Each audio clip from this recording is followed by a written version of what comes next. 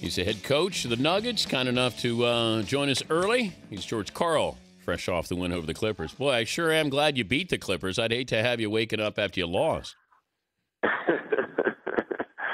Well, your pretty face every morning is always fun to wake up to. Oh, well, that's nice. As far as last night in the performance, I mean, Lawson was spectacular. I don't know if we don't talk about him. He's never in the same breath with great point guards in the NBA. Why is that? Well, I think basically, his inconsistency in his career, he hasn't really probably put a full season together, but he has had this run like he's had the last 2 months. Last year at the end of the season, he was our engine. He was the guy that was, is pushing us. And this year he got off to kind of a sluggish start, and we still hung in there and won games. But he's really developed what we call a mid-range game, and he's so good to the rim that it's just very difficult to keep him from rim and not getting an open jump shot. And last night, I mean, the beginning of the third quarter, he started to take over that game, and then in the fourth quarter when we had to lead, we never got scared because of his consistency and his he's really just a tough cover, I guess is what I'm saying, and I think his consistency is getting 100% better. Scouting report on the Clippers was what last night? I think it's Chris Paul, and I think we got a little help with Crawford not playing. We had Crawford on our list as our second priority. And the other thing was we didn't want to get into a double-team game on the post-up on Griffin. We wanted to stay away from doubling him and letting him play one-on-one. And he was somewhat effective down there, but we didn't feel that it was ready to kind of give them the three ball. I mean, we never expected going into the game to win the three ball. I think we made 11 threes and they made 3. Usually it's they're the team that can really blow you away with their three ball, and last night we controlled it at a pretty good pace, and then in the second half we exploded on the three ball line. So I think those are the keys going into the game, and then the physicality of the game, matching the intensity. They have a very deep roster, and they usually play very, very hard. And last night I thought we were the play hard team at least most of the game. Well, I also love the style that your team had, and I was watching the Lakers game, and it just looked like it was how do we make this even more up tempo, a track meet, and then I started to read some comments that you had that you were looking at other sports and applying that to how you play your basketball team. Talk about that of what you're looking at, maybe borrowing from other sports, and how you incorporate that in your offense. Well, I think in general, from my standpoint, is coaching has now gotten so technical and scientific, and there's so much of it, and there's so much video, and there's so many statistics.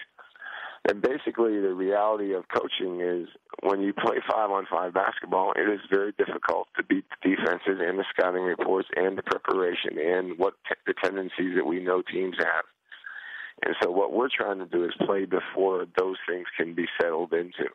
We want to play early. We want to play before the defense sets. We want to play when there's mismatches running up and down the court. And to do that, it takes a little extra work of working on your spacing and working on your commitment to run and play fast. I mean, very few players want to play fast because they don't get rewarded all the time. You have to run maybe 10 times to get two shots, maybe 15 times to get 2 shots. And it's one of those, it's like offensive rebounding. A lot of big guys don't like the offensive rebound because you got to go all the time to only get a few reinforcements. And our big guys here in Denver have done a great job in the last 2 years, and they really do run the court really well, which helps the beginning of the spacing and gives the freedom of the ball. And then the other sport aspect of it, I just watch football. They're playing quicker. They're playing faster. They don't want the defenses to get set. They don't want the defense to rotate in and match up, their strengths against your strengths.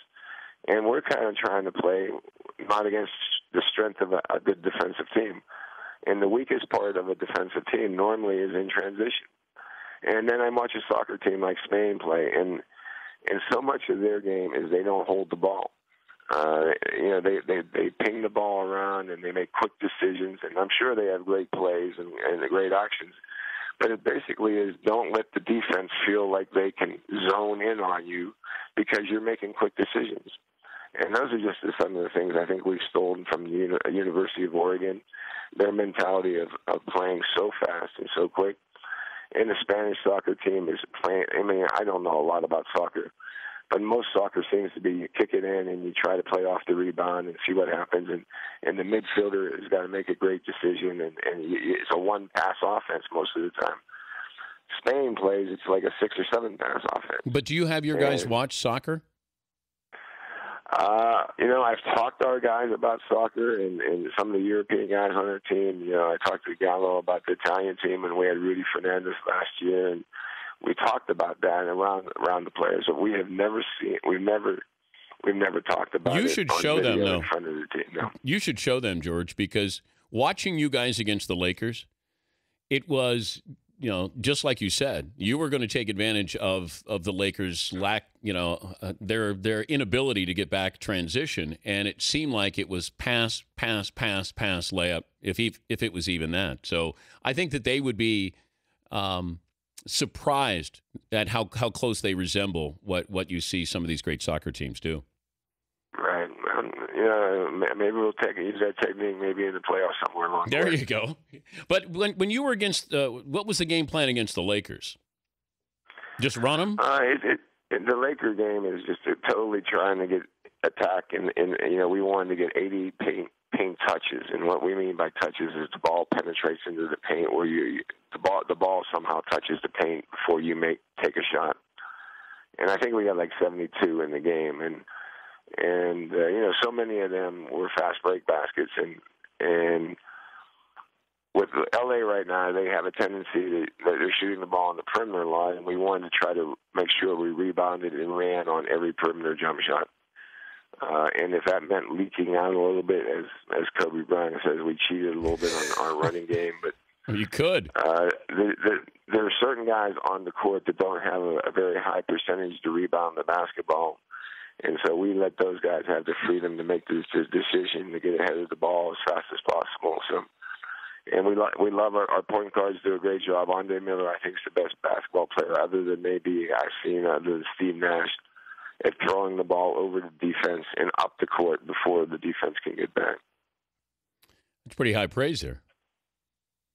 Well, I love Andre Miller. I mean, he has been in, I don't know how many years I've coached him, but he just is a pleasure to coach almost every day. He sees things before they happen as well as any guard I've ever coached.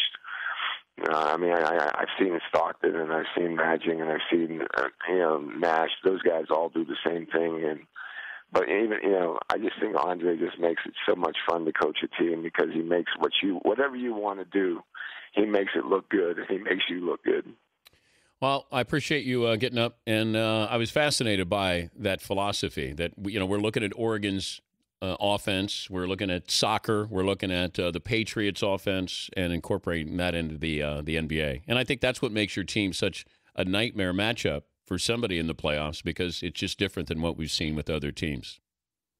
Well, it's a little bit of North Carolina. It's a little bit of Steve Nash and Mike D'Antonio. It's a little bit of San Antonio. I mean, we steal from everybody. It's a free-stealing opportunity for us in basketball. It's called sampling, George, not stealing.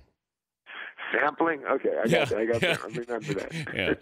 Yeah. Congrats on the win. Thanks for joining us. Okay, Dan. Good talking to you, man. All right, George Karl, Nuggets head coach.